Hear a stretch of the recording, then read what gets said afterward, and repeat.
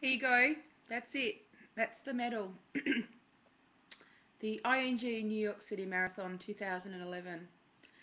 So I did it, everyone. I actually did it.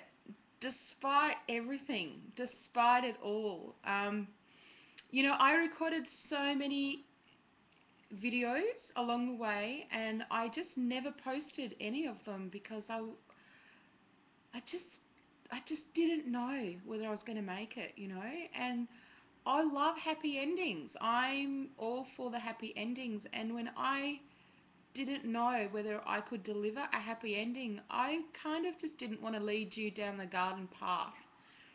And, it's really funny now. I'm sitting in my friend's apartment in Brooklyn and I'm resting my legs today and resting my whole body. I'm really tired. I haven't had a lot of sleep, since arriving in New York. I barely, average 6 hours sleep. And I just did a marathon a few days ago. Like, I can't believe I'm saying that I did a marathon 3 days ago. Crazy. But I did it. And I've gone back to all the previous videos that I have recorded and uploaded to YouTube, but I set it on private, which meant that no one else could see it, but they were there like in a vault. And looking back now and looking back at my doubts and looking back at my journey, even I am beginning to realize just how amazing the whole experience has been. And I have this really newfound belief in myself and in my body.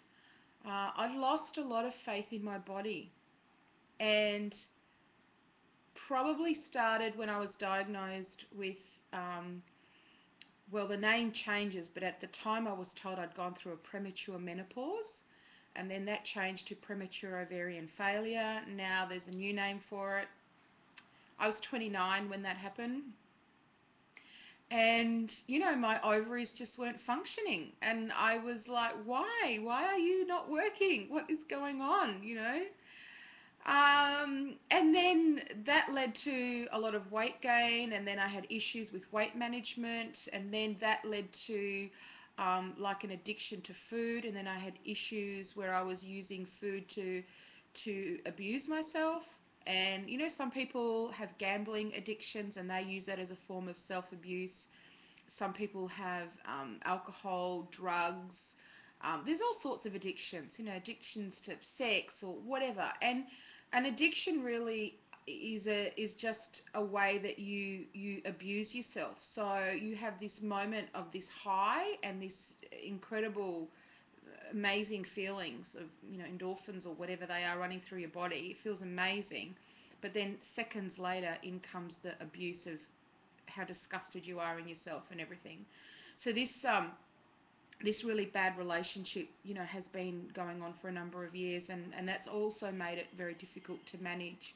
But then when I gave a lot of that up and was doing all the right thing, I still have had weight management issues despite running, despite eating well, and I lost a lot of faith in my body. I'm like, dude, why aren't you burning up fat? Like, what's going on here? And I just became really disappointed in myself. And then, I signed up for the marathon, and it was like one thing after the other, after the other, after the other. Like, I kind of can even hardly remember the things that were going on, but, issues with my heart became a concern, and issues with just chronically exhausted, like really tired. I picked up a parasite infection. I'd had laryngitis, lost my voice, coughing fits, chest infection. I had a suspected stress fracture, but it turned out to be what they called a stress reaction. So a lot of inflammation, a lot of pain, a lot of limping, no training during that time. I had issues with a stress in my hip. I had a crack in the skin of my heel, which bled with prolonged walking any distance. Oh, that's what I can remember. There's probably more that I've just even forgotten, failed to mention, but it's just been insane. And as the marathon got closer and closer, I'm thinking, I'm not going to be able to run this. I haven't done the sufficient training to be able to run the distance. And then I thought I'll walk it. But then as that got closer, I'm thinking I don't even know if I can walk it. And then I lost my place in my corral, I think they call it. I don't even know the terminology. Because I hadn't come up with the funds, the fundraising, in time. And so they pulled my bib out and I lost the place. And then they said it would be random, which meant that I could be placed anywhere where that wouldn't necessarily correspond with where I had anticipated on finishing. So turned out I started like on the third wave, which was an hour after the first wave, and consequently, I was as I was going through the field, I did start going past a lot of the slower people who were walking quite slowly, and I thought, well, maybe I would have been in that lot, had I been placed in the right spot and not just been drawn out of a hat at the end. So it was just the whole journey was really, really interesting. So I got to the day and there I was, because I just thought, I'm just going to do it anyway, because I just thought I'm going to start it. Because I didn't want to start it because I didn't know if I could finish it. And I thought I need to start something even though I don't know where it's going to go. I don't know how I'm going to go. I don't know how it's going to finish. So I've got to sort of push through that. I realised in my past, I tend to take very safe bets on myself. So I'll start things which I have a pretty good odds of finishing. So not knowing how I was going to do was a really big breakthrough for me, just to go, you know what, I'm going to start it.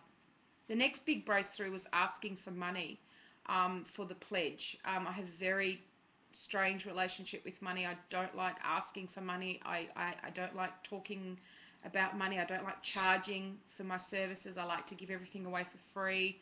So that was another challenge. And then I realized, well, the money's not for me. The money is going towards the Team for Kids. And so that made it a little bit easier, but I was very persistent. And like 5 days before the event, I had only raised $500. And by the morning of the marathon, I had reached my pledge of $2,600. So that is a miracle as well. So I started the marathon thinking, wow, I can actually do things. And then I was really very to myself the morning of, and didn't get much sleep, and had like already was suffering like leg soreness and knee soreness because I had issues with shoes and shoes not fitting. And I mean, just honestly, the list, how long is this video going to be?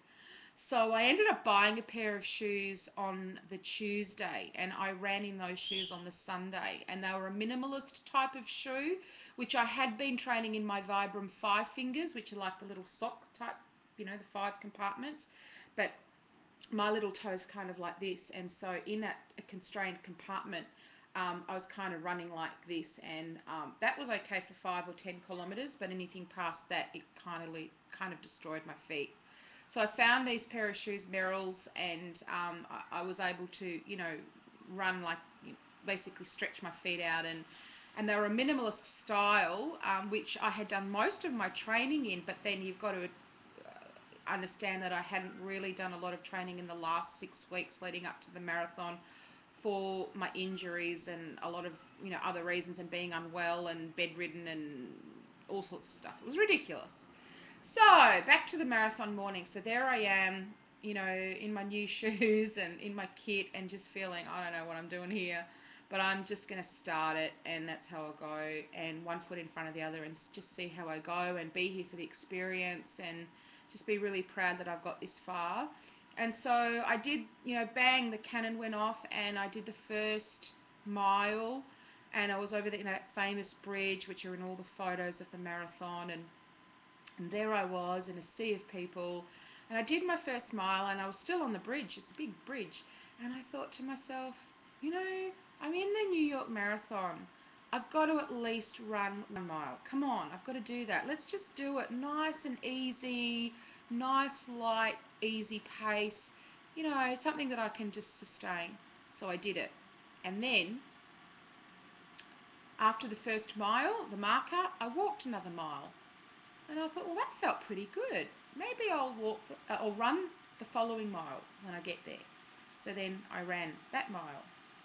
And then I walked the next mile, and then I ran the next mile, and then I walked the next mile, and I kind of did this, and then I got to the half marathon marker, and I rang my mum, and I'm like, Mum, I've done the half. I'm at the halfway mark, and I think I SMS'd Patrick as well. It's like, I'm at the halfway mark, and I had done it in about 3 hours and 20, which I was really amazed because I was even scared I wasn't going to finish in 8 hours, and I really wanted to finish in 8 hours, and I wasn't even sure of myself that I could even do that. I didn't know my feet were going to hold out, the way my knee was feeling, the way my legs were feeling. I didn't even know I could do that. So to do half in 3 hours and 20 minutes, I'm like, this is amazing. If I keep this pace, and I was feeling good, like cardiovascular and everything like that. I felt good, and I kept, and I made sure at every station that I'd go past, they were offering Gatorade and water, and I'd take one Gatorade cup and one water cup and pour a bit of the Gatorade into the water, and then drink that. And I just made sure that I just kept drinking whether I wanted it or not. I just did it, and it was just amazing. And so I did it, and then I got to 16 miles mark, and I desperately had to use a bathroom, and I did, and it was like, to just do something you don't really want to have to do in a marathon, but I had to use the bathroom for some serious business, if you know what I'm saying. And so then when I looked at, because I was wearing my GPS, and my pace had dropped back by 0.1, so I was at an average pace of 6.4 kilometers per hour, and it dropped to 6.3. And I was like, no, that toilet stop cost me. I couldn't believe it. I didn't want to overdo it and push myself into a zone that then would fatigue me, and then I wouldn't be able to sustain the rest of the distance, because I still had 10 miles to go, and it's easy to talk in miles because all the markers are in miles. So I was like, okay, all right, let's just okay, hey, I've got an idea. How about we try and run just the next 5 miles? See, and you don't have to do the 5 miles, but let's go for it. Let's just try it. You're feeling good. So anyway, we did that, and got up to the 5 miles, and my pace came back up to 6.4 again, and I was really pleased with that. And around about 5 miles to go, I needed to go to the bathroom again, and I'm like, oh man, and I had to, like, there was just no way. So and I was fortunate that I wasn't waiting for anybody. I kind of, by that stage, was fairly clear, and so I could just go in and do my business and get out. But the thing is, my business cost me time. And so I'm back out of the bathroom, and I'm 6.3 again. I'm like, no! So I go, oh, I've got to just keep going. I'm feeling okay. Let's just keep going. So 6.3, I was trying to climb up to 6.4. And as I was going, and by this stage, like the hardest bit was kind of the last 3 miles, or the last, whatever that is. So 8 kilometers actually was really the hardest, and then 5 kilometers. And I kept telling myself, hey, when I got 10 kilometers to go, I'm like, oh, that was like my very first 10K in France. I remember that, and that was wonderful. You remember that? How great was that? So, that was really cool. And then I got to 5 kilometers, and I'm like, oh, 5 kilometers, that's just like running to the airport. You do that all the time. Come on, you're in familiar territory here. You can do this. And even though I felt okay cardiovascular, like I never felt tired, exhausted, puffed, because I was really conscious about maintaining in that aerobic state, and or just in a state where I could have a conversation with people. I was never puffed, because I that was the only way I knew I was ever going to sustain the distance and make it, because my number one priority was to finish it, right? And then times and all that was all second. But I was pretty strategic about eating, and I had these muesli bars, and I'd have one muesli bar every hour, and then I was getting a bit more hungry, so then I was like half a muesli bar every half hour, and so I was kind of very conscious. And then the bananas came out, so I'd have a banana towards the end, one here whenever they were on offer, and then I grabbed one of those little gel things, and I kept that in reserve. I thought, I reckon I might need that in the last 5 kilometres. And so last 5 kilometres came, and I ripped the top off and just sucked a bit.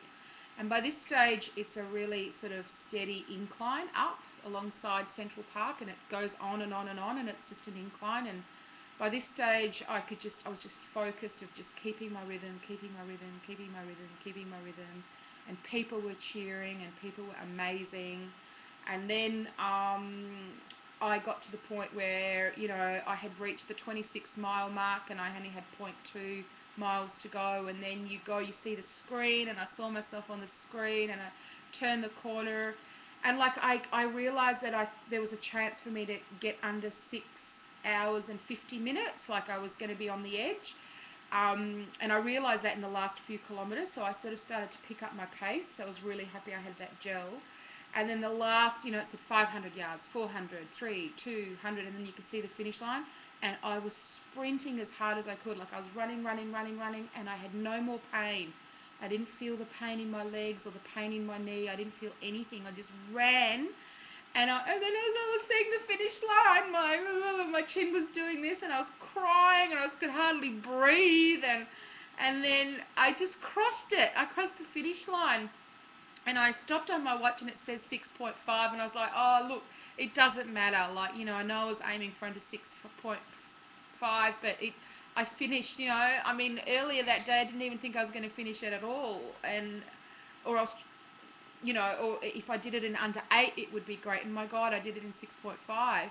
But then later, I got a message from my friend who was tracking me on the device, and she said, no, hold on, my time was actually 6.48.59. So I'm just wrapped. And, you know, when I started, I really, really, really thought I was going to be the last person, and was, you know, letting people pass me and you know, going right to the edge so people could pass me really quickly and simply and easily, because I just thought, I'm so going to be the last person today if I make it, you know. And I just can't believe what happened, and with the, you know, and I don't know, just, yeah, I mean, I must have done something right in the training, as much as it was stop, start, stop, start, stop, start. But seriously, this time last year, I could not have done what I did today. Physically, there was just no way. I mean, when I first started, I could not even run down to the end of my street, you know.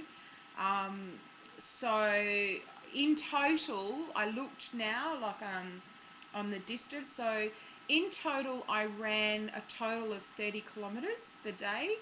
And the last 10 miles was a consistent run the whole way to the end, 10.4 miles, and I don't know what that translates to. But so the first 16 miles was walk one, run one, walk one, run one, and I did that, and you know, it just felt like a warm-up. So by the time I did my last 10-mile run, which was the longest run in terms of point-to-point run, consistent run without stopping, like that's the longest, apart from the fact that I actually did it in the middle of the marathon, but that's, or the end of the marathon. But yeah, I don't know, I'm babbling now because I'm just all over it. So there's my medal again to show you.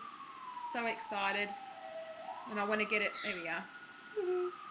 So that's it, I've got my medal. It's my finisher's medal, and on the back it says, in New York everyone wins, by Gret Waltz, 1953 to 2011. I did it, guys. So I think I will go back and start publishing some of those old videos so you can see my journey, because now I know I can guarantee the happy ending. Love you guys. Thanks so much for tuning in, and hopefully you'll see more of me and I'll see more of you. Bye.